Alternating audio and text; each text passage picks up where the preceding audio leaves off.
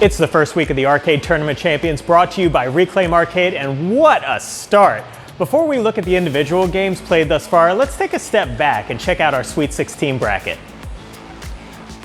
I have to say, there are some real heavy hitters in here, and I expect a tight race to that championship spot, but there can only be one. I expect Dragons, Lair, and Tapper are going to play to the old school gamers, but we could see Simpsons or Star Wars Trilogy carry the title on name recognition alone. Let's recap a few of the games played thus far and see where things stand. We opened the tournament with a very tough seed, Marvel vs. Capcom going up against King of Fighters. MVC absolutely crushes the competition here, 34-4.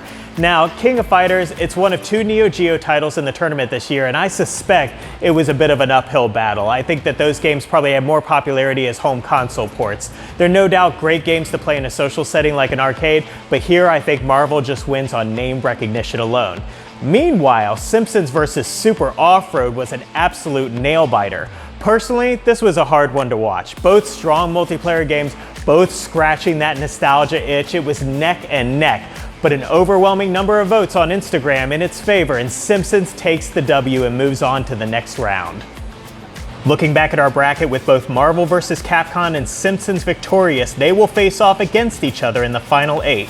Meanwhile, Dragon's Lair versus Rastan, and I'll say what everyone's thinking. Rastan has a mountain to climb if it wants to survive there.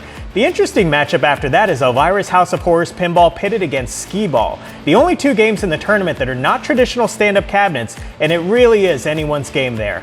That's going to wrap up the West Division, and then we'll turn to the East next week with favorites like Tapper and Area 51 expected to do well, but sleepers like 720 could really mix things up. For now, I'm Tim Owens, and you've been watching this week's Reclaim Arcade Tournament Roundup. See you next week.